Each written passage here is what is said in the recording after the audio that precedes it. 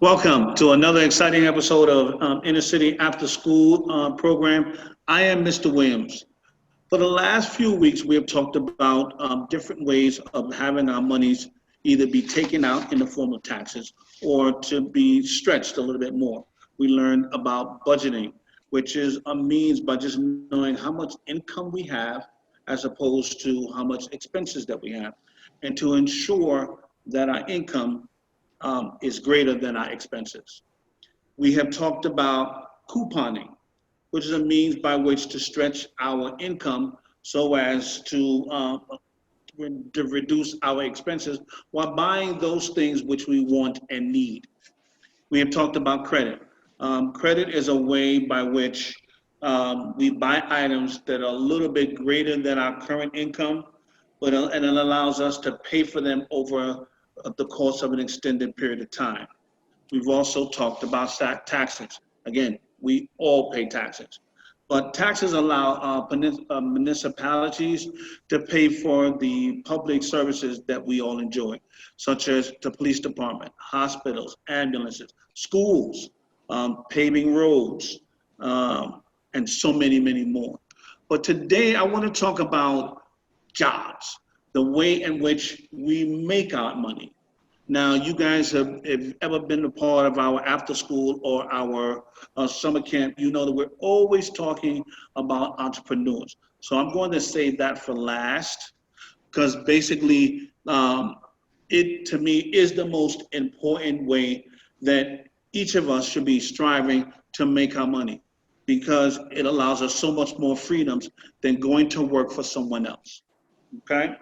If you go get a regular job, again, you're at the mercy of that particular organization. They decide what time you have to be to work. They decide how much you're going to get paid. And if you need to make more money, additional hours may be available. It's possible that they won't.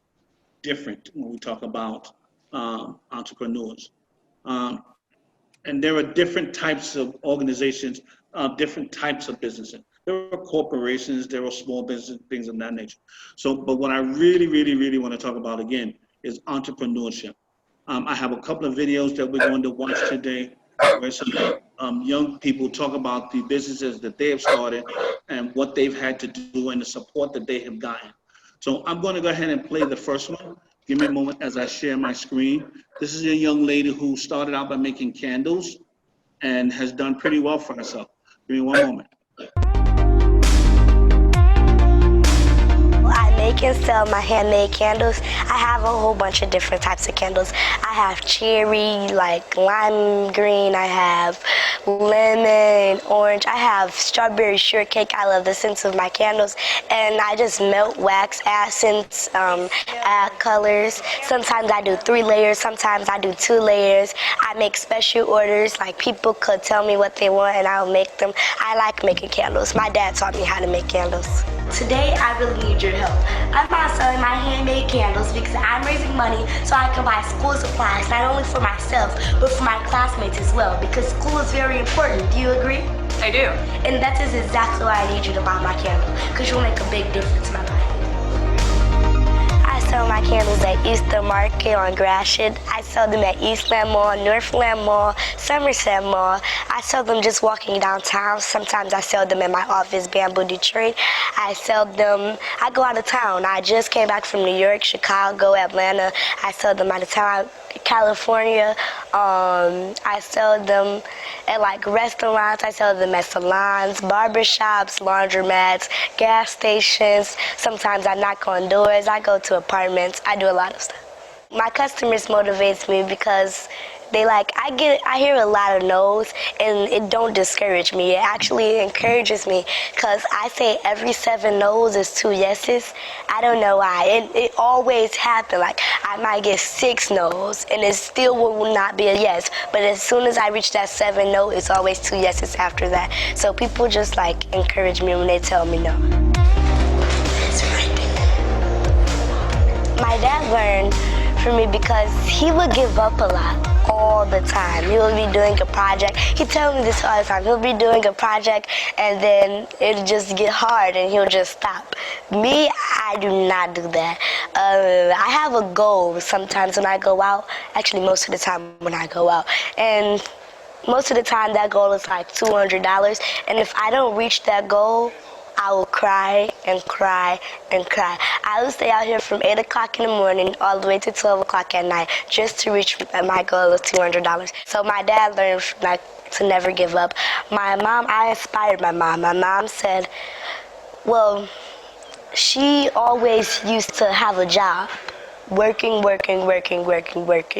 And my dad was always a salesman, so he never worked for no one. He always worked for himself selling candles.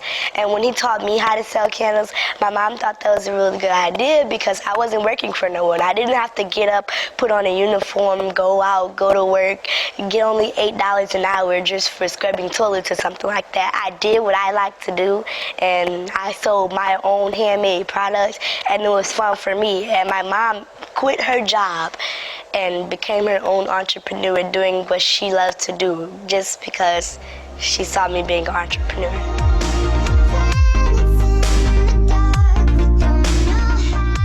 Bamboo Detroit helped me grow my business because I learned about public speaking and I learned how to build my website. So once I learned how to build my website, I got to sell my candles online, which made people like come there and just buy candles, and that was easier than going out on the street, going door to door, talking to someone. Also, public speaking. I think it's a good thing to be articulate and just know how to talk to people, because you can't just talk to somebody, hey, what up, no, I'm selling these candles. No, you have to be like all articulate and stuff. That's actually what I teach my trainees.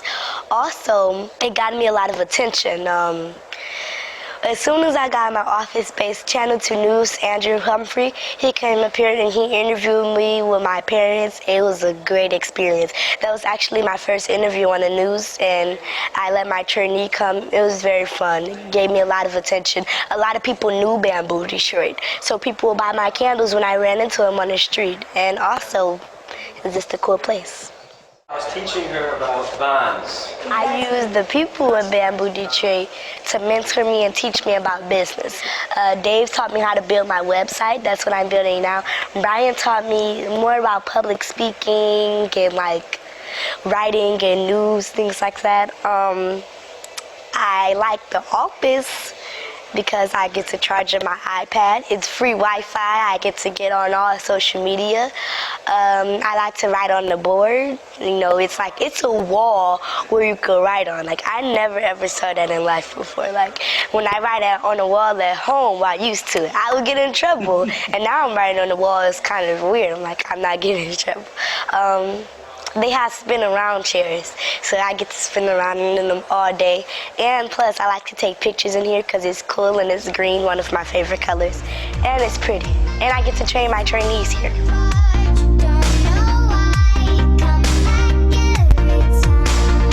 My dad taught my big sister, Danielle. She's like 30 now. And she used to sell candles, so her name is Danielle. And then my dad also taught my big brother, Traquan. He's 20.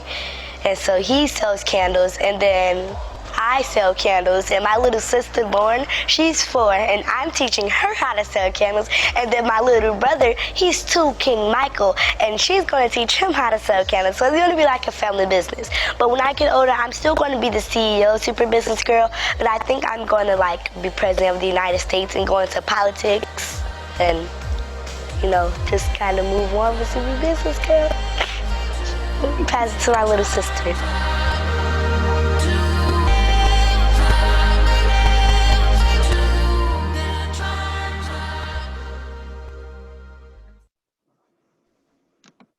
The one thing that I continuously hear this young lady say is how she's making decisions to do the things that she wants to do.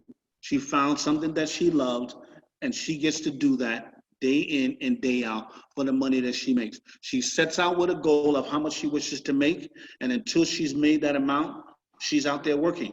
Again, if you were working for someone, you would have to stop at whatever time they tell you your hours are for. If they were from 8 to 4, you'd come in at 8, and at 4 o'clock you would have to go home, no matter how much money you've made. But when you own your own business, if you decide that, you know what, I need to make $200 today, To make $200 today, I'm going to do whatever I need to do. And you can do that. The next day you decide, you know what, I'm a little bit better than I was yesterday. I'm going to make $250 today. You can do that too. Okay, let's watch another young person talk about their experience as being an entrepreneur. Give me one moment as I share my screen.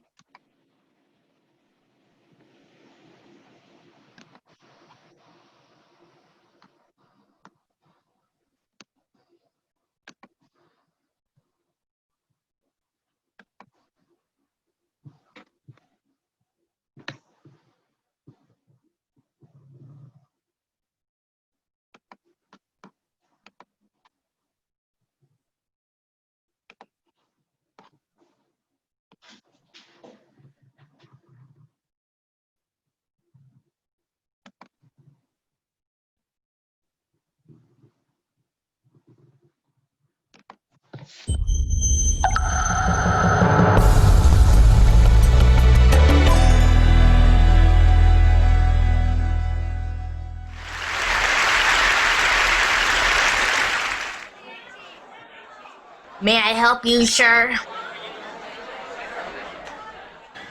Let's see. We have pan-seared registry errors sprinkled with the finest corrupted data, binary brioche, round sandwiches, configured fritters, and a scripting salad with or without polymorphic dressing, and a grilled coating kebab.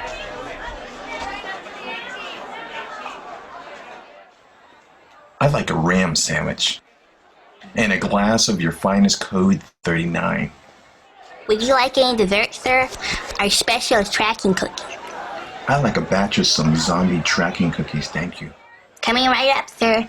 Your food will be served shortly.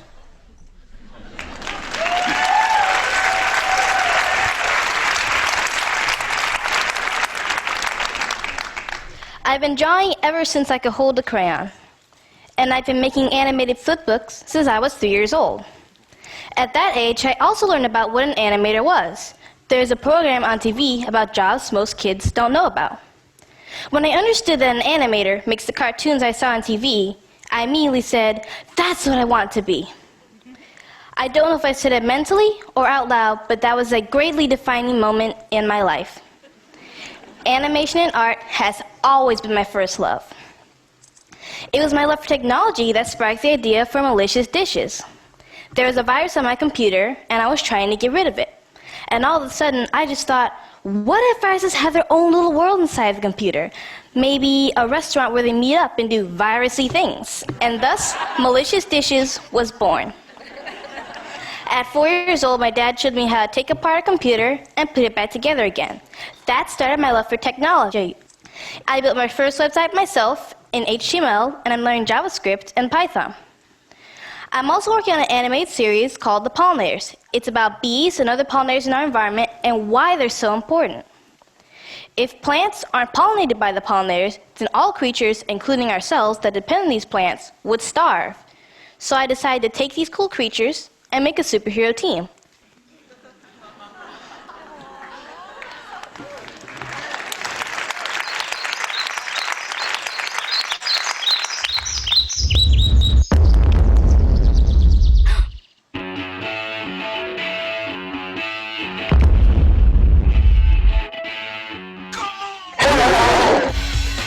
Deforasaurus! I should have known! I need to call the rest of the pollinators!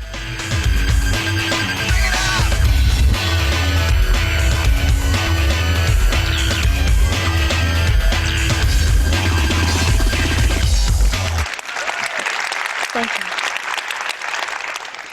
All of my animations start with ideas. But what are ideas? Ideas can spark a movement. Ideas are opportunities and innovation. Ideas truly are what make the world go round. If it wasn't for ideas, we wouldn't be where we are now with technology, medicine, art, culture, and how we even live our lives. At 8 years old, I took my ideas and started my own business called Maya's Ideas and my nonprofit, Maya's Ideas for the Planet. And I make eco-friendly clothing and accessories. I'm 13 now, and although I started my business in 2008, my artistic journey started way before then. I was greatly influenced by art, and I wanted to incorporate it in everything I did, even my business. I would find different fabrics around the house and say, this could be a scarf or a hat, and I had all these ideas for designs. I noticed when I wore my creations, people would stop me and say, wow, that's really cute, where can I get one? And I thought, I can start my own business. Now, I didn't have any business plans until only 8 years old. I only knew I wanted to make pretty creations that were safe for the environment, and I wanted to give back. My mom taught me how to sew, and on my back porch, I would sit and make little headbands out of ribbon, and I'd write down the names and the prices of each item. I started making more items like hats, scarves, and bags. Soon my items began selling all over the world, and I have customers in Denmark, Italy, Australia, Canada, and more. Now, I had a lot to learn about my business, like branding and marketing, staying engaged with my customers, and seeing what sold the most and the least. Soon my business really started to take off. Then one day, Forbes magazine contacted me when I was 10 years old. They wanted to feature me and my company in their article.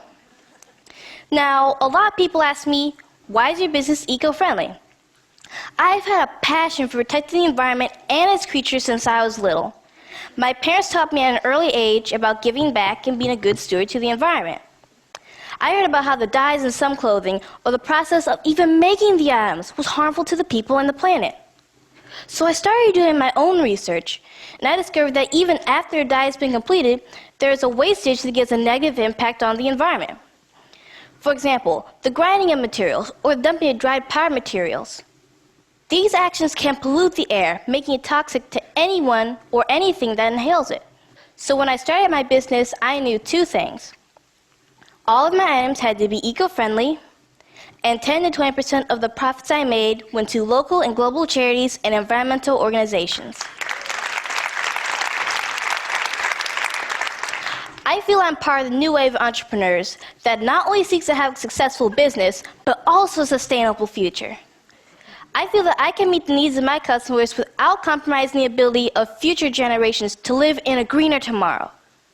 We live in a big, diverse, and beautiful world, and that makes me even more passionate to save it. But it's never enough to just gear through your heads about the things that are happening in our world. It takes you to gear through your hearts. Because when you gear through your heart, that is when movements are sparked. That is when opportunities and innovation are created. And that is when ideas come to life. Thank you, and peace, and blessings.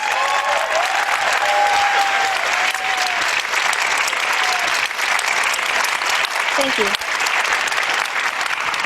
So you heard Maya talk about the amazing parents who are behind this incredible woman. Where are they? Please, Mr. and Mrs. Pan, would you stop?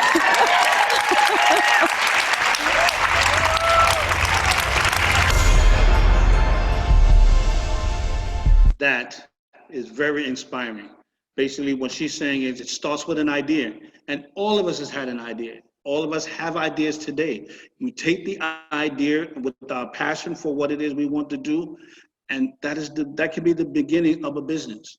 Any of us can do that. I am Mr. Williams for another episode of virtual Inner City Cultural League After School program. Have a great day.